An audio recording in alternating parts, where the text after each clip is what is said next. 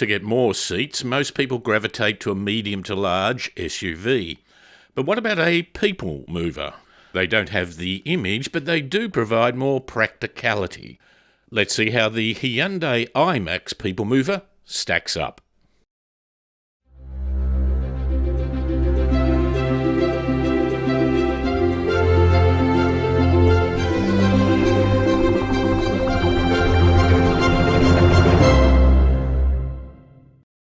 What have you got there?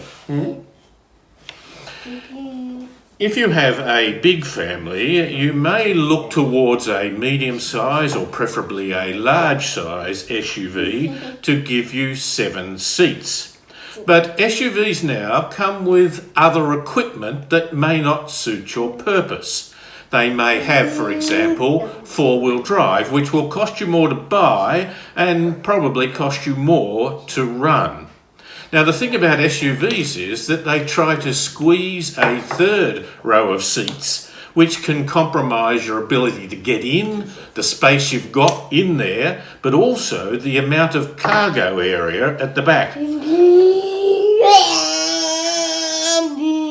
Good.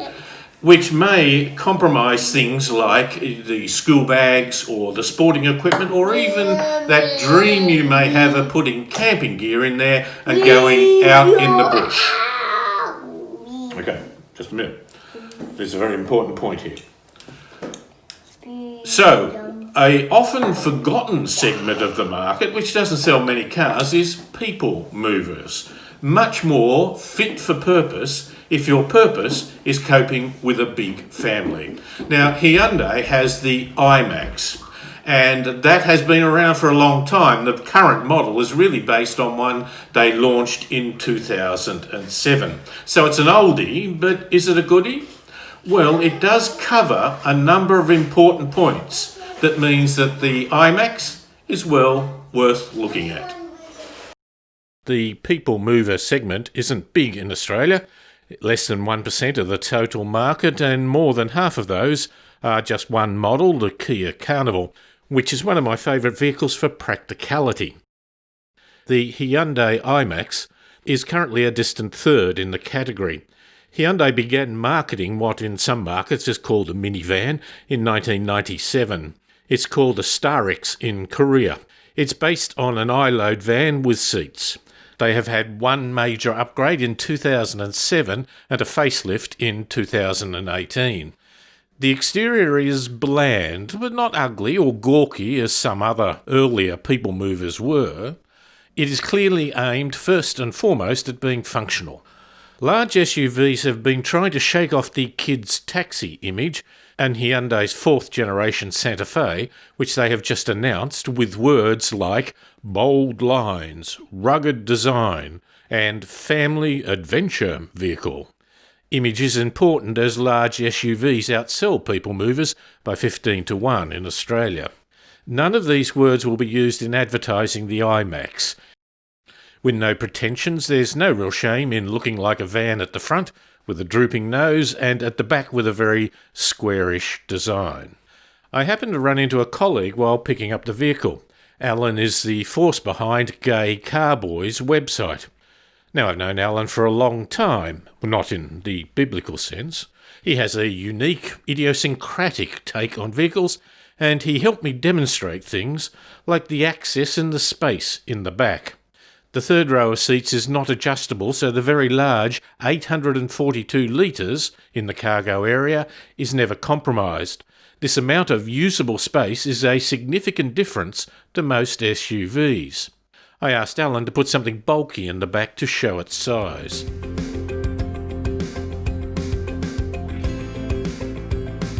So it's tall and big, you sit up high, and in that way you can be king of the family, or a queen.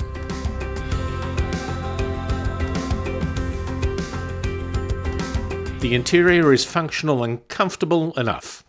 There's a big space between the front seats, which is great for easily placing things without having to stand outside, possibly in the rain, and open the back doors. There are retractable armrests on all models, Apple CarPlay and Android Auto is standard, but there's no shelf near the USB port for your mobile phone to sit. This makes for a long cord and a phone that can slip all over the floor or has to be put in the glove box. Near the USB point is a cigarette lighter and ashtray. Surely the preference now would be for a phone holder. Although Alan made a point. I think it more reflects where it comes from, which is Korea, and the Koreans are still fairly keen on their morning cigarette. But remember, those sorts of vehicles also sell well in China and America. The dials in front of the driver are basic. The 7-inch infotainment system is about average in a world that is fast becoming more digital. There are 2 small glove boxes. In the Elite model, the top glove box has a cooling system. I think some would prefer one big glove box, which would be much more convenient for putting a purse. In the Elite, both front seats are heated, and the driver's seat is ventilated as well. That's the most modern thing on the car. There are good air conditioning vents for the second and third row of seats, but the dial control is in the front to the left side towards the passenger. A number of people who sat in the front thought it was a dual air system for them and kept turning it up, nearly cooking the people in the back. Dual sunroofs remove some of the enclosed feeling you can get when you have a lot of people in the car, and the second row of seats has its own push-button slider. There's a lot of adjustment to move the second row of seats, which gives another advantage over the typical SUV. It's not only once you get in, but it's actually getting in. It's getting in through the back doors. You and I have great difficulty doing that. And it's not just because we are old. We are old, but it's because you have to be small to get through the gap. There's only child seat anchors for the 3 seats in the middle row. But again, Alan highlights why having them for the third row is not the priority. Well, that's the place where you're going to want to put baby seats anyway. There is no way you would want to try and get into the third row to put a baby seat in. It's hard enough as it is. Given its family orientation, we took the iMax to one of its natural environments. Alan asked Siri for the directions to the nearest Catholic church. I didn't think Siri was judgmental, but I thought I heard it say, "Is that really you, Alan?" There's only one engine, a 2.5-litre 4-cylinder turbo diesel, 125 kilowatts, 22 kilowatts less than a Kia Carnival diesel. Maximum torque is about the same at 441 newton metres, but it hits its peak in a narrow range of only 2,000 to 2,250 RPM. But it turns out it's enough oomph, certainly for urban areas. The thing, though, is it is matched to only a 5-speed automatic gearbox. The engine gave very precise throttle response, which surprised me on the first takeoff, but the 5-speed auto didn't quite do enough. If you have more gears and you wanted a bit of reasonable acceleration, a good gearbox would drop to a lower gear or 2 and feel pretty good. In this case, I found that in normal driving, the vehicle would often stay in a gear, rev a bit hard, and the driveshaft speed would gradually catch up with the engine revs. Automatics used to be called slush boxes. This reminded me why. It felt at times like I was driving a car with a CVT gearbox. The lack of sufficient gears means that the iMax is not as easy going when you're out on the open road with, say, a 100 km/h speed limit. Fuel consumption figure is rated at 8.8 litres per 100 kilometres, perhaps a little high for a diesel. In comparison, the Kia Carnival diesel is 7.6 litres per 100.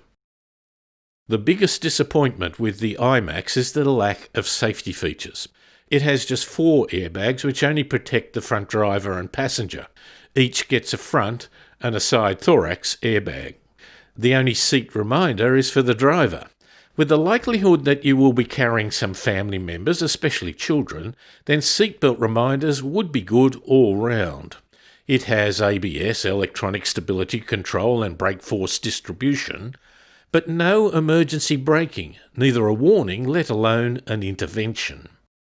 There is a rear view camera, but no safety measures such as lane departure warning or intervention, nor blind spot warning. It was last rated by ANCAP in 2009 and got 4 stars. 11 years ago, 4 stars was a lot lower hurdle to jump than it is now. There are a few people movers on the market, some of them luxury cars. By far the standout performer is the Kia Carnival, which, unlike the whole model, in Kia's fleet, it's currently outselling their large SUV, the Sorento. Other vehicles include the Honda Odyssey, which has been around for a while, but a quality-made vehicle. There's the Toyota Grandvia, captain's chairs for 3 rows of seats, but it comes at a price, and the real cheapie is the LDV from China. So, in summary, the Hyundai iMax, it's showing its age, but when it comes to space and basic practicality with 8 seats, it's made for the family.